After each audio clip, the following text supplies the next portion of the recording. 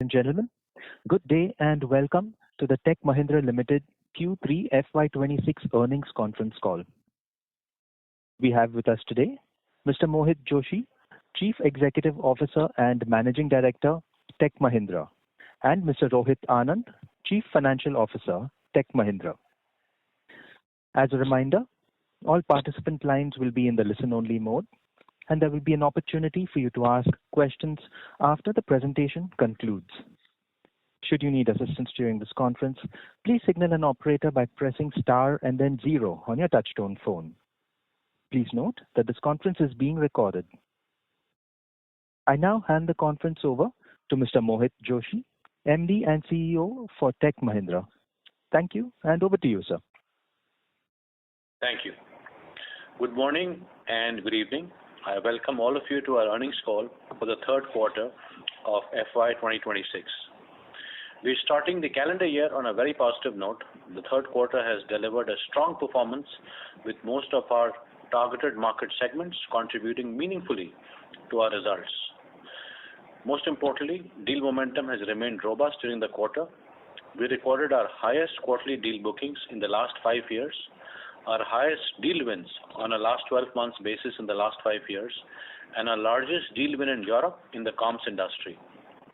This underscores the strength of our client relationships, the relevance of our capabilities, and our ability to deliver long-term value at scale. Before moving to our third quarter business performance, I just wanted to touch briefly on this mega deal win in Europe. This is a strategic engagement with a leading European telco, one of the largest wins in the company's history, with a total contract value exceeding $500 million over 5 years. This multi-year partnership is about a comprehensive modernization of the client's application across both the CIO and the CTO domains, aimed at accelerating innovation, strengthening digital resilience, and achieving AI-led operational efficiencies enabled by our deep domain expertise and proven transformation capabilities. This win further strengthens our leadership position within the telecom vertical. Let me now turn to our business performance for the quarter. Revenue grew 2.7% year-on-year and 1.5% QOQ on a reported basis, and 1.3% YOY and 1.7% QOQ on a constant currency basis, marking our fastest quarterly growth in the last 3 years. This performance was driven by a broad-based growth across comms, manufacturing, high-tech, retail, and healthcare.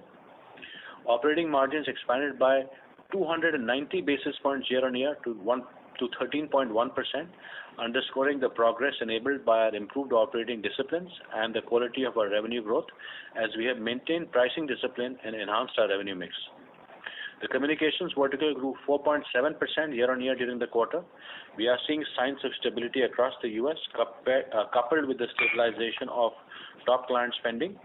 Europe is expected to move from a phase of stability into a growth phase supported by the large deal win. We believe the comms vertical is well positioned to be one of our growth verticals as we move into 2027. BFSI declined 0.8% year-on-year, primarily due to higher than normal furloughs during the quarter and the passing of annual productivity gains to the large infrastructure contract in the rest of the world, which impacted revenues. BFSI demand remained favorable. We continue to make inroads in engaging clients with tailored solution offerings, and we continue to see strong demand across transformation, experience, data analytics, cybersecurity, coupled with AI adoption. We expect BFSI growth to follow a more steady trajectory in the coming quarters as seasonal factors normalize. Manufacturing continued its strong trajectory this quarter, building on the strong momentum from the previous quarter with a year-on-year growth of 11.7%. As stated earlier, we are seeing good traction in the aerospace and industrial segments in the US, while in Europe, growth was supported by the ramp of a large automotive client during the quarter.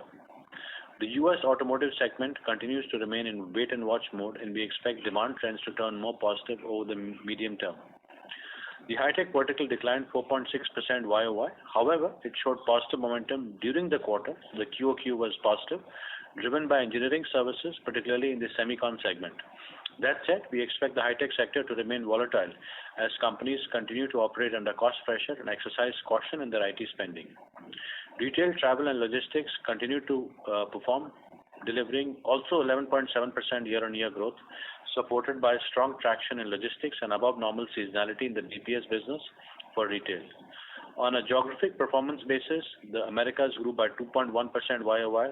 Europe delivered a strong growth of 11.2% YOY, supported by the large deal ramp in European auto. The revenue from the ROW declined by 4% YOY, primarily on account of furlough and annual productivity gains. That said, our priority markets within the rest of the world that we have called out earlier grew 12.9% YOY, reflecting our continued focus on selected markets, which should better contribute to growth in the future as our mix continues to shift. And as we've shared previously, these priority markets are primarily ANZ, Japan, Singapore, and Indonesia. We added three $50 million clients year on year, reinforcing the strength and scalability of our client relationships. Additionally, revenue from our $20 million plus clients, a key focus area for us, continued to significantly outpace the company average. The performance underscores our focused approach to scaling strategic clients and deepening long-term partnerships by bringing tailored solutions to clients and applying the distinctive domain expertise of our experienced staff. AI continues to be a growth pillar of our strategy, and we support clients in moving across from the experimentation to the execution phase at scale. We are seeing AI increasingly embedded across large enterprise engagements, driving business experience, process and operations transformation, IT build and change, as well as IT operations. Client programs are shifting from pilots to scaled multi-year initiatives that are integrated into their operating models. In line with our partnership with Google positions us well to accelerate enterprise adoption of Gemini Enterprise, leveraging Gemini 2.5 multimodal models to drive human-centered innovation and scale AI adoption across global enterprises. We have also signed an MOU with the University of Texas at Dallas for AI-led innovation, skill development, and research. We will launch our first Makers Lab in the US in Dallas, focusing on pushing the boundaries of AI, data science, Gen AI, agentic AI, quantum computing, cybersecurity, and cognitive network innovation. Our deal wins this quarter stand at $1096 million, including the large deals shared earlier. This represents a robust 48% year-on-year growth on an LTM basis. This strong performance is a testament to the focused investments we have made in strengthening our sales engine, our solution-based go-to-market offerings, and the growing relevance of our AI-enabled capabilities, which are resonating well with clients and contributing meaningfully to these wins. Other notable deal wins include our selection by a global HCM SaaS company to provide implementation and customer support services across their product portfolio. This engagement leverages TechM's HCM and CX centers of excellence, along with capabilities in AI, automation, solution configuration, and data integration to drive greater efficiency, scalability, and innovation, resulting in enhanced customer experience and optimized cost. We were selected by a leading European aerospace manufacturer as a strategic partner to provide support engineering across all aircraft programs. The service includes an end-to-end capability for aircraft operators and MRO, leveraging Tech Mahindra's deep expertise in aeronautics and strong delivery capabilities. This collaboration will ensure comprehensive support engineering across all aircraft programs. We were selected by a leading US-based comms provider to lead its transformation and systems integration initiatives. This strategic engagement focuses on consolidating operations under a single trusted partner, modernizing legacy systems, and reducing technical debt through automation and best practice.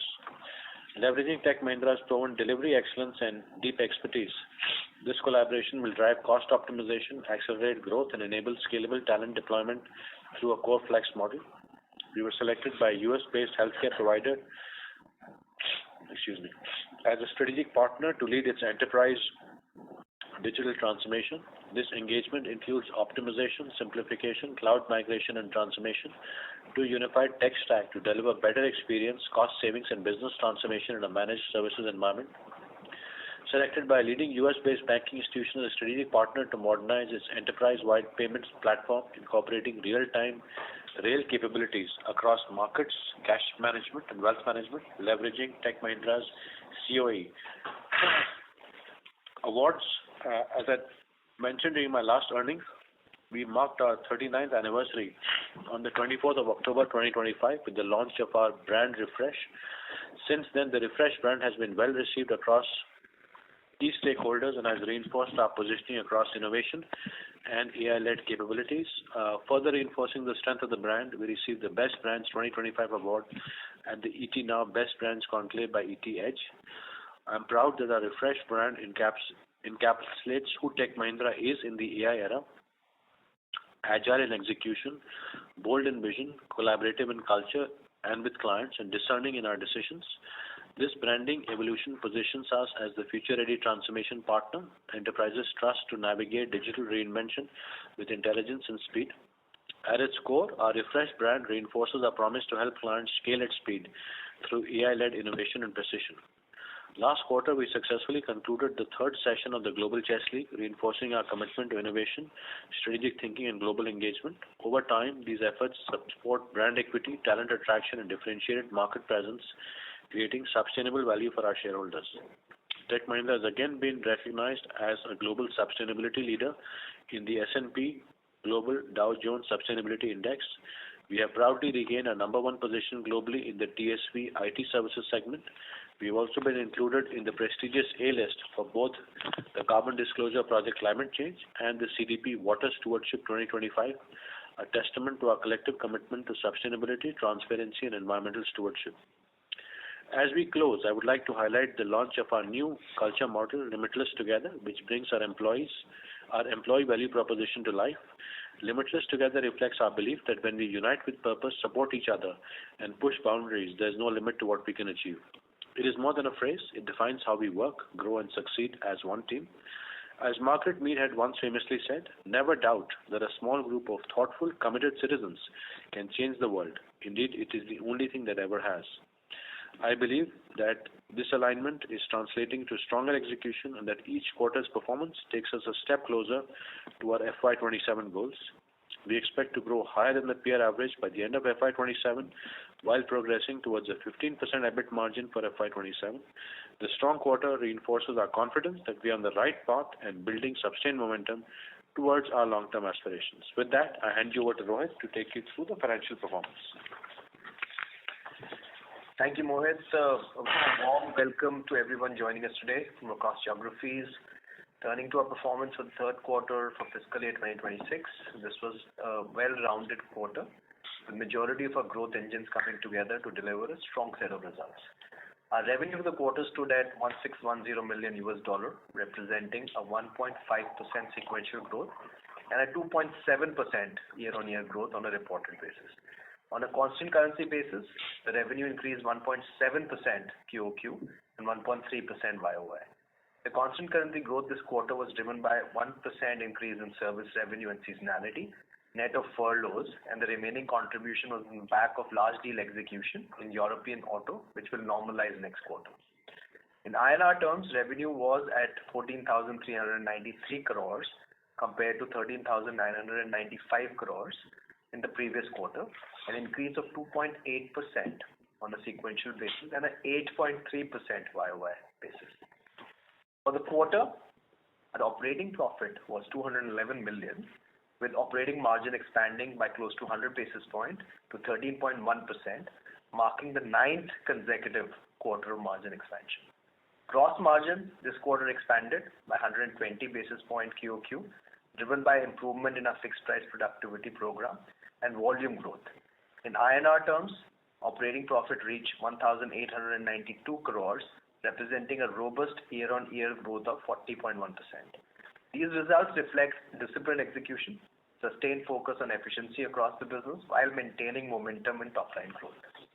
Other income for the quarter had a loss of 2.4 million, primarily on account of forex losses. As of 31st December, our hedge book stood at 1.05 billion compared to 1.33 billion in the previous quarter. Based on hedge accounting, the mark-to-market loss for the quarter was close to 40 million, out of which 13.9 million was taken to P&L and the loss of 26.3 million went to reserves. Our effective tax rate for the quarter was 25.7%, while the normalized ETR, as we mentioned before, stays close to 27%.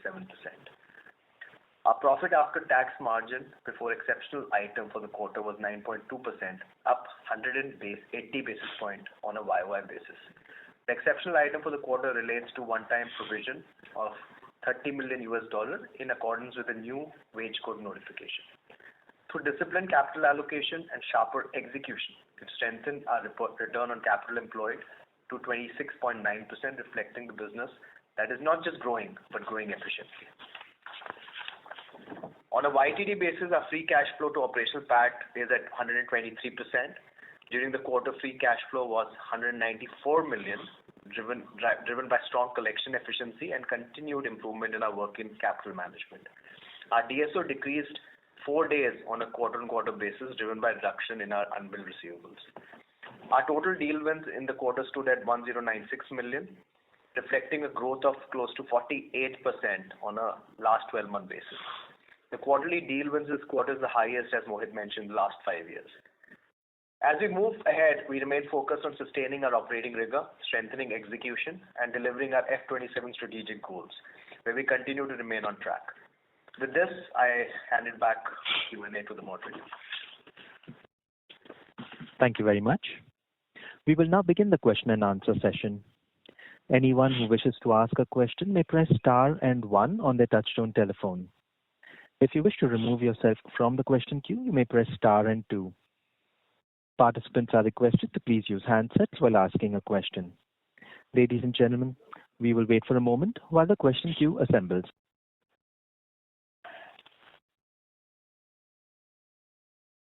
Our first question is from the line of Kumar Rakesh from BNP Paribas. Please go ahead. Hi, good evening, good afternoon, and thanks for taking our question, and good to see all round performance. My first question was on the BFSI side, which you spoke about, higher than usual furloughs and productivity pass-through. So what led to this higher than usual furloughs? Is there any sub-segment or client-specific factor which drove that? And also, is the productivity pass-through done entirely for the quarter, or there's something more to come into the next quarter? Yeah. Thanks, Rakesh. Look, I think if I look at the BFSI perspective, I just want to call out a couple of things, right? And I'll address your specific questions. But the first is that our BFSI business is, compared to our own, relatively small, right? So a small change in a couple of clients tends to get amplified in terms of the percentage numbers. And there is, a lot of underlying good news within the BFSI numbers. What I want to point out is, for instance, we have added up a huge number of, or a significant number of logos over the past quarter. I just want to call out a couple of them. So, for instance, in APJ, we signed up one of the largest Japanese banks. We won a transformation deal in wealth for one of the largest banks in Singapore. In Europe, we signed up a global preferred supplier list with one of the largest global insurers, and a new MSA and project wins with one of the world's largest private banks, again in Europe. In the Americas, we successfully renewed a long-standing infra network support and transformation contract with an American insurer. So there is a lot of momentum that is happening on the ground. Now, in terms of the furloughs, that really had a quarter-on-quarter impact in some markets, like in Canada, for instance, which is an important market for us. We saw with some of our clients higher furloughs than we had seen in the last year, for instance. Now, this could just be dependent on their project frequency or their own budgeting cycles. As far as the productivity benefit for a large client that we've spoken about, again, the productivity stepped down because it's a multi-year contract. You have to take a step down every year. We don't expect it to spill through into the into the current quarter, and we expect to get back to our quarter-on-quarter growth trajectory. I just want to stress that our ambitions for BFSI remain unchanged, and while this quarter has been weak, there is underlying positive movement in terms of client acquisitions and deal activity. Thanks, Mohit, for that. I was actually going to ask about the same thing on the deal win side as well. Is it fair to say that your deal win mix for BFSI would be higher than your revenue mix? I think you alluded that you have been winning a lot of new logos. So that's a fair conclusion to make, right? Well, it's a fair conclusion to make overall, not specifically for this quarter. In this quarter, I would say that our deal wins have tilted more towards telecom and high-tech, candidly. We have had a lot of significant renewals, from a BFSI perspective, which is also very important. For instance, we renewed a long-standing infrastructure contract, as I mentioned, with an American insurer. In terms of net new, no, that would not be true for this quarter. Got it. Yeah. My second question was on the headcount. So sequentially, there is some reduction in headcount. Was that more to manage the productivity pass-through and keep the cost structure under control, or is there something more to that? No, I don't think there's any more to that. Look, what I'll say is that we have called out from the beginning of this transformation program that one of the places where we see very significant levers to drive transformation is fixed price portfolio, right, which is over half of our revenue. And so as we drive productivity into our fixed price programs, we're obviously releasing a lot of existing talent there. And then rather than hiring fresh talent, we are largely using this pool. And because of the new sort of software infrastructure that we have created within the company, we have much better visibility of our bench and our talent pool than we previously did. So redeploying those two projects, which is why we are also seeing growth, right? We're also growing rather than shrinking. And we have chosen not to backfill the talent that would be leaving. And so on the one hand, you are getting people freed up from fixed price projects who are being redeployed, resulting in both margin growth and profit growth. On the other hand, where there is attrition, we are first choosing to redeploy our existing fixed price pool. And thanks to our new software infrastructure, we have much better visibility of individual level talent and where they can be redeployed. Thanks a lot, Mohit, for that. Have a great day. I'll fall back in the queue. Thanks, Rajesh. Thank you. Our next question is from the line of Nitin Padmanabhan from Investec. Please go ahead. Hello, good evening. Happy New Year and congrats on a very strong quarter. Had a couple. So on the telecom deal which you mentioned, is the entire 500 million net new? Because it looks like it'll drive significant growth for Europe next year.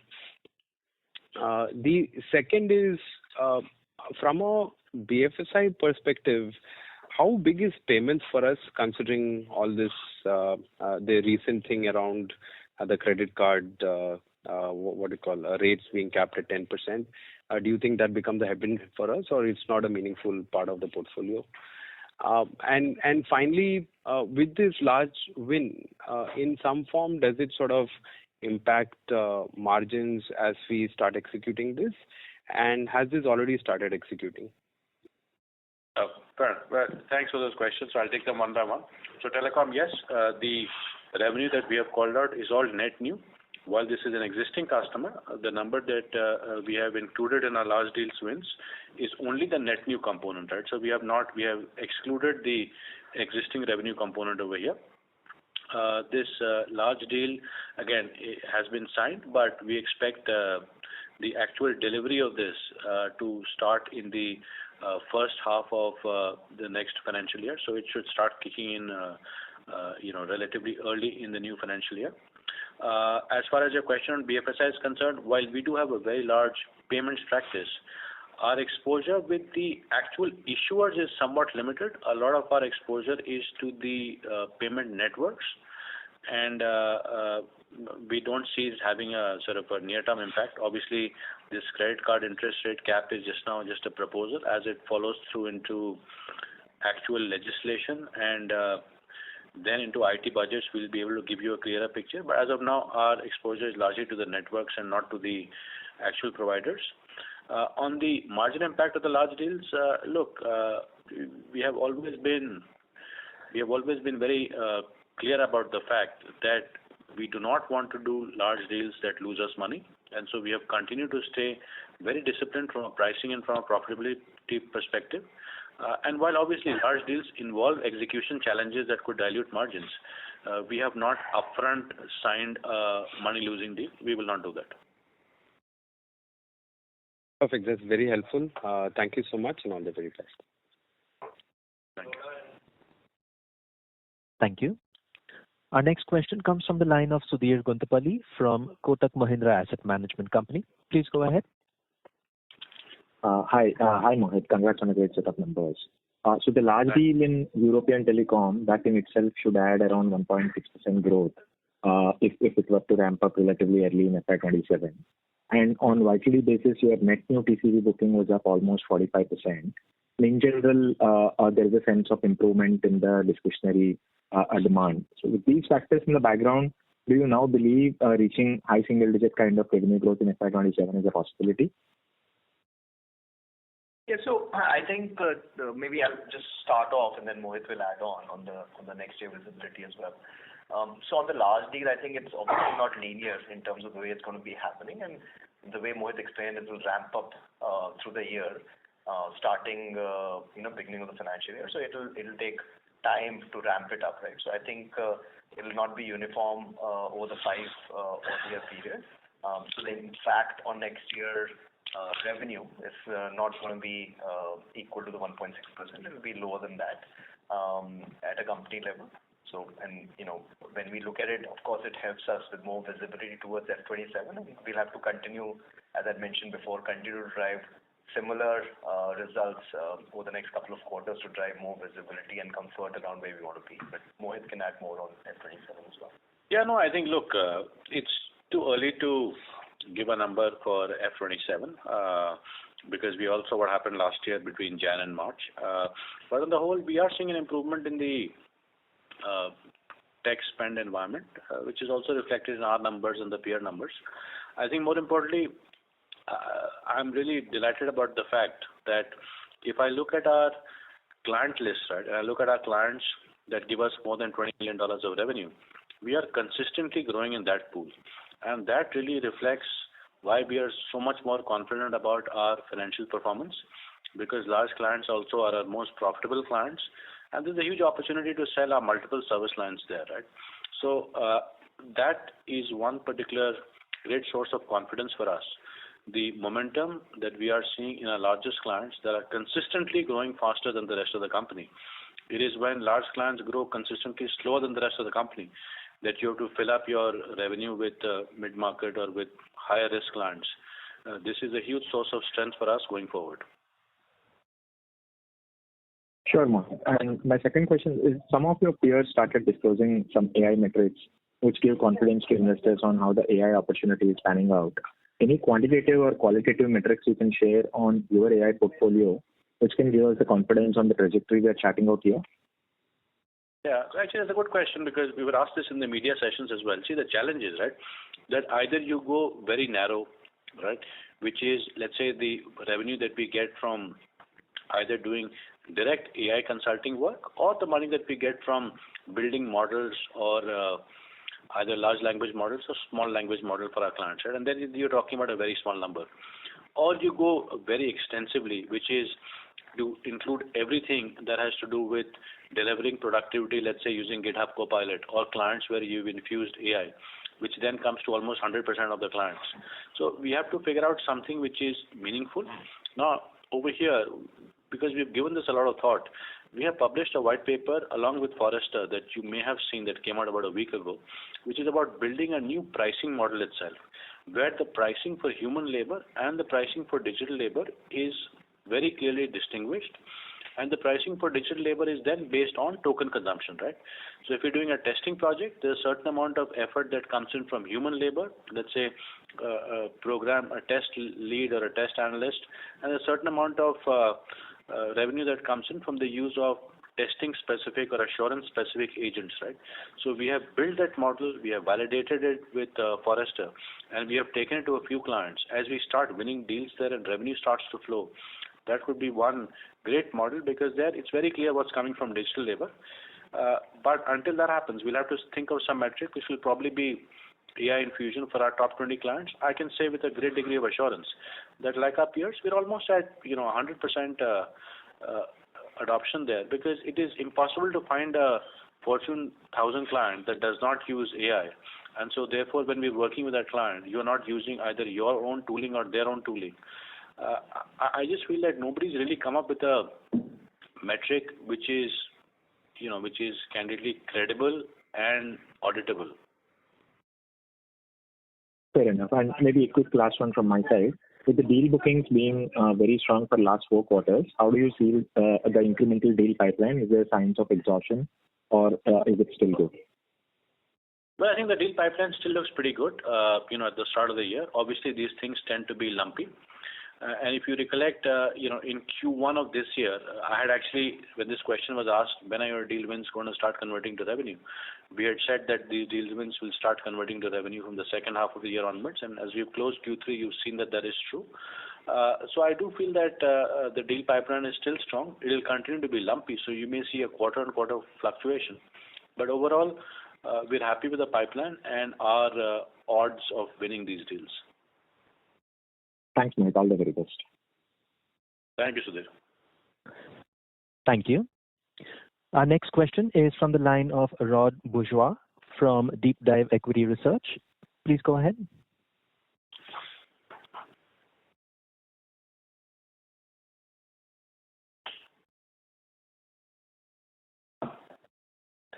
Rod Bourgeois, Rod, your line has been unmuted. You may proceed with your question. As we're not receiving a response from the current participant, we will move to the next participant in the queue. Our next question is from the line of Rishi Jhunjhunwala from IIFL. Please go ahead. Yeah, thanks for the opportunity. Mohit, one question around your BPO segment, right? I mean, if you look at over the past 3 years, the growth there has been really strong when we compare it to the IT services business. And if we look around, there are a lot of concerns around this part of the business generally across the value chain, given the risks around AI. So one question is, what has driven growth in here for us, and what do you think are potential risks to this part of the business, given how much supportive this has been to our overall growth? And secondly, from a profitability perspective, it hasn't really been similar story. So what do you think are the reasons on that?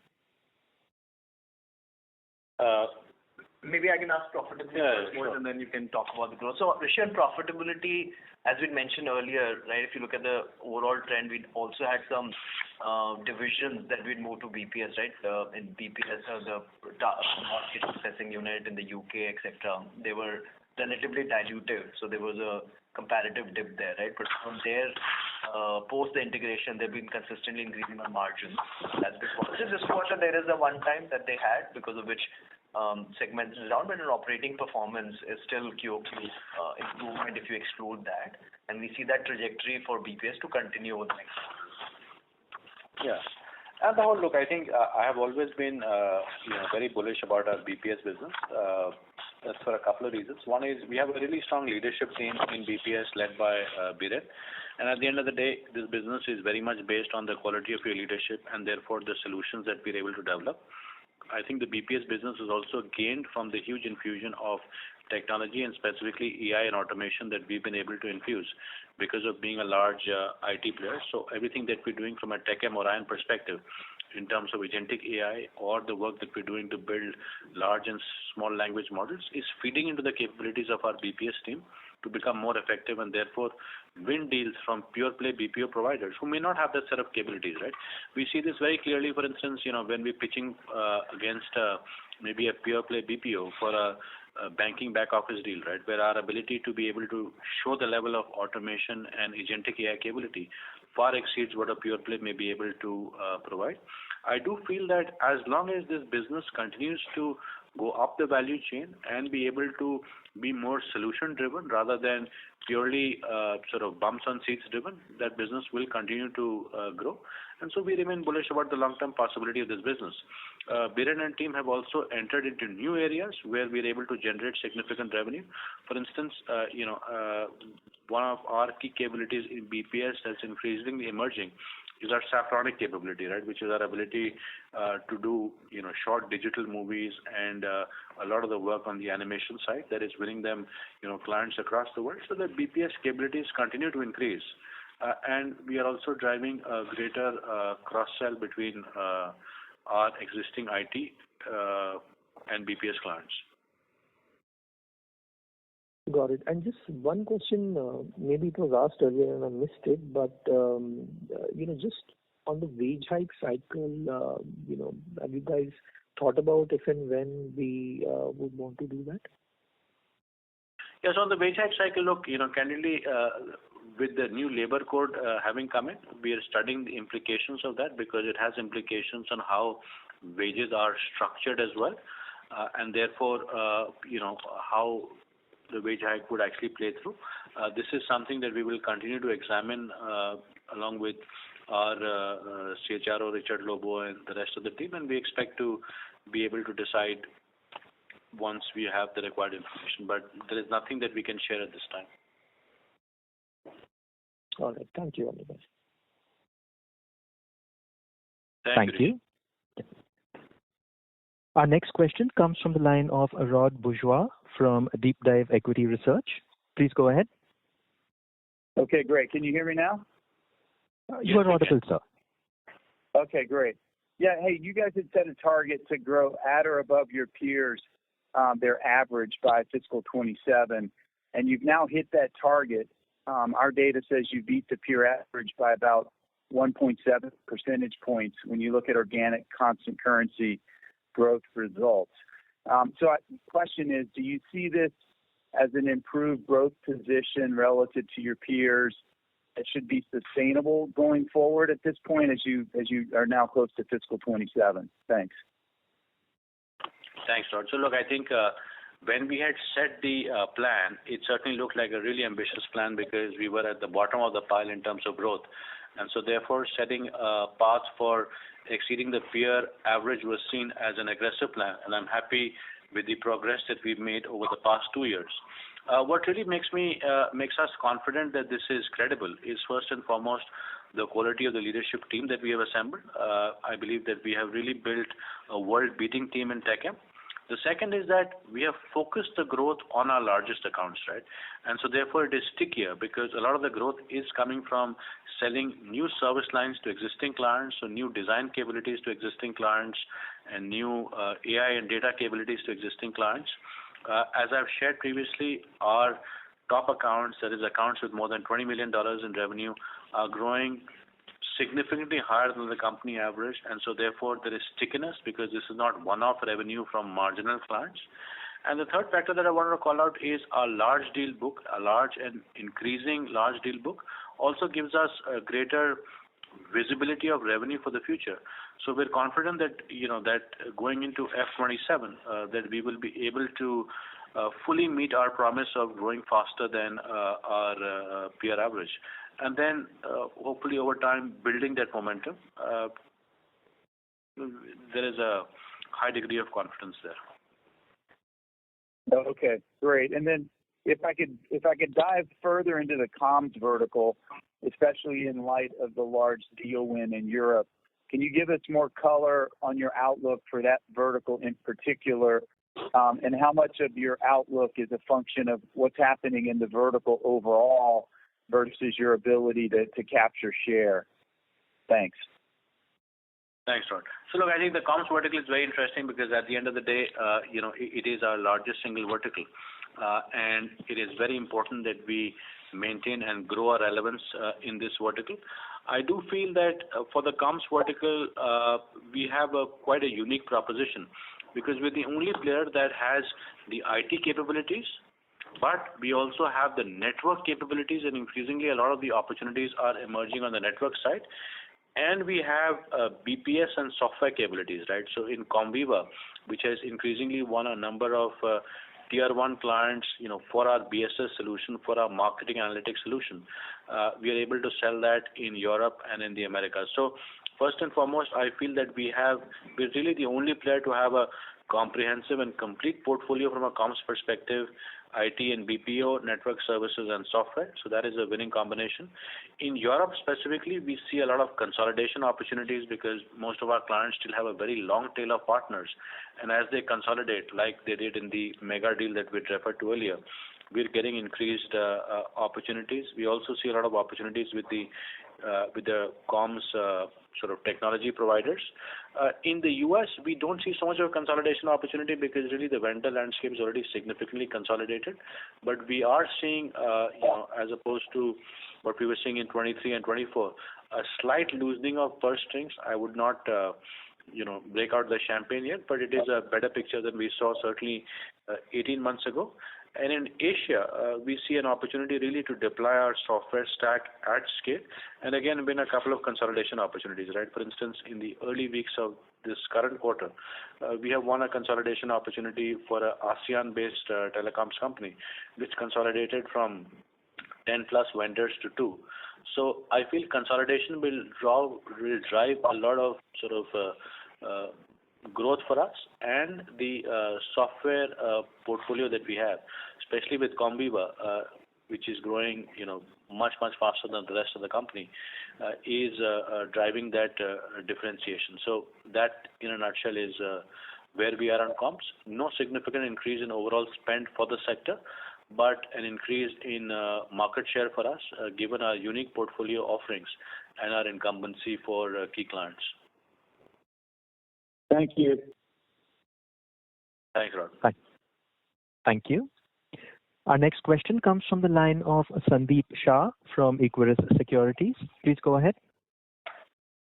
Yeah, thanks. Thanks for the opportunity. Just one question in terms of deal TCV. So I do agree mega deals are lumpy and cannot repeat every quarter. But based on the efforts and the pipeline and the success ratio in terms of winning the deals, Mohit, is it fair to assume on an annual basis we can now achieve $3.5 to $4 billion worth of new business TCV?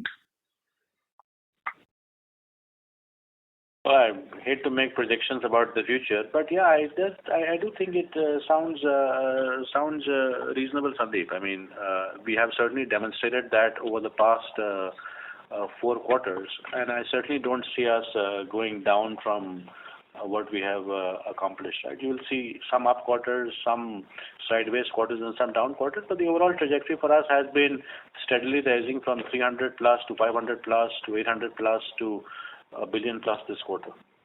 And Sandeep, already the LTM for us is $3.5 billion. Exactly. If you look at the last 12 months. So as you rightly mentioned, the momentum needs to continue, right? We have to go to the F27 aspiration, what we've articulated 2 years back, executing that. But as Mohit said, there's lumpiness associated with that. But yeah, that mark needs to be ballpark in that range, yes. Okay. And the last question, Rohit, for you in your opening remarks, you called out there are certain one-time or seasonal strength in the revenues. Can you repeat the same? Where were it? Is it mostly to do with the BPO and retail in US or also in Pininfarina, which you called out? Yeah, so there was marginal impact on the retail and BPO, but more around the European auto, which had some deliveries lined up, which will normalize next quarter. Okay. So will this also have a margin headwind in the 4th quarter or no? No, it won't have a margin. Okay. Thanks and all the best. Thank you. Thank you. Our next question is from the line of Abhishek Shindadkar from InCred Capital. Please go ahead. Hi, thanks for the opportunity and congrats on a good quarter. 2 questions. The first is on the gross margin expansion. Have we reached, the peak, or there is still, juice to be taken out gross margin side? That's first. And second, Mohit, to you, it seems that we are probably on the favorable side of when the consolidation deals in telecom. Outside of the furlough impact in this quarter, anything or any reason to believe, the same or in contrast for the financial services space? So I think you can give a color in terms of, the vendor consolidation deals in the financial services space. Thank you for taking my questions. Yeah, so Abhishek, I'll probably talk about the margins first, the gross margin. So as you look at the first half, right, we articulated our improvement was predominantly driven by the improvements in the SG&A side and the Project Fortius efforts, including consolidation of our portfolio companies and various initiatives that we've driven. That led to the margin expansion. And as we discussed about the second half, I had clearly articulated that our expansion will be more driven by the gross margins. I think it's a journey that will continue as we move forward, not just not just for the next quarter, but also for the next year, right? Because all the efforts that we're driving around Fortius will be factored and focused around it. While some impact and improvement will continue in SG&A, but on a relative basis, majority of the contribution will come from gross margin. Yeah. And on the BFSI question, look, I think, vendor consolidation is happening across sectors. It's just that BFSI has longer buying cycles and longer ramp-up cycles. We don't really have... So for us, the BFSI story really is about, especially in the Americas and about an APJ, is really getting into new clients and then being able to ramp up, which is why I'm very enthused, for instance, like I said, by the signing up of one of the largest global banks headquartered in Japan, or winning a transformation deal in Singapore, or our preferred supplier list selection with one of the largest global insurers, and the win that with the private bank, right? So we really have to be able to scale up in these accounts. That is what will give us the growth. And really, we're not really such a large incumbent in existing accounts that we have to fear vendor consolidation in the sector. Super helpful. Thank you for taking my questions, and best wishes for the rest of the day. Thank you. We appreciate it. Thank you. Our next question comes from the line of Vibhor Singhal from Nuvama Equities. Please go ahead. Yeah, hi. Thanks for taking my question, and congrats on a great all-round performance. Mohit, I have just one question and then a couple of questions for Rohit. I think you mentioned about the very good pipeline that you're seeing in the BFSI vertical. Just wanted to pick your brains on the manufacturing vertical. How are you seeing that as, let's say, over the next few quarters? We had heard a lot about the weakness in the auto segment, and there are a couple of illusions that we've already seen from these peers that maybe auto sector is showing signs of turnaround. You mentioned about the European auto as well. So how is the outlook in the overall manufacturing vertical, auto and ex of auto? Any color on that would be really helpful. Yeah, so look, I think the manufacturing vertical has done exceptionally well this quarter, right? Both from a QOQ perspective and a YOY perspective. But as Rohit pointed out, there were some sort of seasonal ramps that we saw in European auto, which will not recur next quarter. So that's a bit of a headwind for us. Overall, I think US auto has stabilized, and we should start seeing some growth there over the next few quarters. We continue to build on our strength in aerospace. We saw one of the large deal wins in aerospace as well. So there will be some volatility because of European auto, candidly, in the next couple of quarters. But on the whole, I feel very comfortable with the manufacturing story that we have built, right? I think the expertise that we have built, the partnerships that we have built with the software providers, the lift that we're seeing because of the SAP upgrade cycles, that makes me long-term confident about manufacturing. And also in manufacturing, with the smart factory of the future, with physical AI, we see a lot of opportunities to build on a truly differentiated story within manufacturing, where we have a natural right to win because of our history and heritage, and also because of the capabilities of the group. So near-term volatility, but medium to long-term significant opportunities, and that is just also backed up, right, by the performance in the current quarter. Got it. And the deal pattern also in the vertical looks good? Yes. Sure. Absolutely. Great. Thanks for answering those questions, Rohit. Rohit, just a couple of bookkeeping questions. Typically, we have seen in Q4, for the last 2 years at least, we have seen a seasonality play into our number. We see kind of a 1.5% kind of a Q1Q decline. The seasonality will continue this year as well, or do you see the business mix changing and we might or might not see that kind of a seasonality? Yeah, we put the seasonality on revenue for us is more towards Q1, where we do see some impact on the platform, not really Q4. So I think the degree of that seasonality has definitely improved over the years. It's not as much as we'd anticipated before, but it will continue. So we will see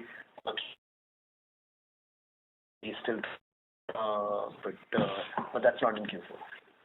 But not in Q4. So the last 2 years decline in Q4 was not a seasonal factor. It would have been very specific to those quarters. Yeah, it was very client and project specific items. Seasonality for us is typically in Q1. Got it. Also, if you could just take us through the margin walk for the quarter, the 100 basis point margin expansion Q on Q, would you be able to give the breakup as to how much we benefited from operational efficiencies, how much from INR depreciation, how much from other factors? Yeah, sure. I think from a currency perspective, the improvement was marginal. It wasn't a big factor. Most of the improvement that you see is driven by operational improvement. Volume, of course, is some part of it, around 20 to 30 basis point, is driven by margin, and the rest is driven by Project Fortius, which is all operational improvement, and that's divided into various initiatives as we called out between delivery-led growth, pricing improvement, utilization improvement, fixed price projects that we continue to call out as a big lever where we continue to drive automation, embed AI, and keep on driving what Mohit explained, redeploy people internally into new work, and that's why the revenue productivity also keeps on going up, right? So all the projects around 40 are contributing to that, and that's mostly contributing to the improvement. Got it. And just one last question for me, just a clarification. So as of now, we have not decided on the wage hike for FY26. So it's not, as of now, it has not happened in Q4. So it's undecided in terms of when it will happen, and we'll keep on sharing updates with you as we move forward, as Mohit mentioned, as we get more information on the evolution of new labor code. We'll keep you posted on the development, on the timing, etc. Perfect. Great. Thanks for taking my questions, and wish you all the best, guys. Thanks, Vibhor. Thank you. The next question comes from the line of Sumit Jain from CLSA. Please go ahead. Yeah, hi. Thanks for the opportunity. Mohit, I wanted to first understand, like in your ambition to grow higher than peer average in FY27, which vertical other than telecom you are confident of to achieve that vision? Fair enough. So look, if you look at so first of all, it's not about only next year, right? Because at the end of the day, we're building a company for the long term. So we want to make sure that we're growing really across verticals. If you look at our portfolio, though, we have seen strong strength in manufacturing on the basis of the solutions that we've created, the capabilities that we have, and the clients that we have. I continue to see growth opportunities there. If you look at our retail and CPG and travel, transportation, logistics portfolio, that has done extremely well. Candidly, I did not have such high hopes from it when we started, but under very strong leadership that we've had with Sampath Sagi and the others, that portfolio has done extremely well, and I'm very optimistic, bullish about our opportunities there. The portfolio that we have in BFSI is clearly very important because there is a large spend pool. We are creating capabilities. We have continued to hire exceptional quality talent on the market, and I have no doubt that will be a medium to long-term growth driver for us. In the long run, I expect all of our verticals to do well, right? We have great capabilities. In some spaces, like for instance, US payer, right? It will take us time to build out capabilities, broader capability set, and a deeper client presence. But on the whole, for telco, for manufacturing, for insurance and payments and asset and wealth management, for the design-led capabilities in retail, those capability sets already exist, so it should be easier to ramp on that. Right, Mohit. And I guess on your M&M Investor Day, you also, I think, alluded that once FY27 vision is achieved, we will probably give another 3-year FY30 vision. Can you give any glimpse of that? Will there be any change in strategy, any further acceleration we might see on either order booking or on revenue growth pickup? I think it's a little bit too early for that. All I can promise you is that it will be attractive and credible in equal measure, like our previous plan. Got it. Thanks and all the best. Thanks, Amit. Thanks for the support. Thank you. Ladies and gentlemen, we will take that as a last question for today. I would now like to hand the conference over to the management for closing comments. Over to you, gentlemen. Thank you. Over the last 21 months, we have really focused on strengthening the fundamentals of our business investing in the right capabilities, building scalable platforms, sharpening our go-to-market execution, and creating a resilient operating model. So the results that we see today, including the improved deal bookings, while also delivering margin expansion, are a direct reflection of these efforts. As we look ahead, I'm going to be traveling to Davos to meet with with our leaders and with our clients to also get a perspective on how technology is driving deeper interaction across industries, economies, and societies. So thank you for joining us today. I believe we had an incredible quarter. Look forward to meeting you again next quarter. Thank you. On behalf of Tech Mahindra Ltd, that concludes this conference. Thank you all for joining us. You may now disconnect your lines.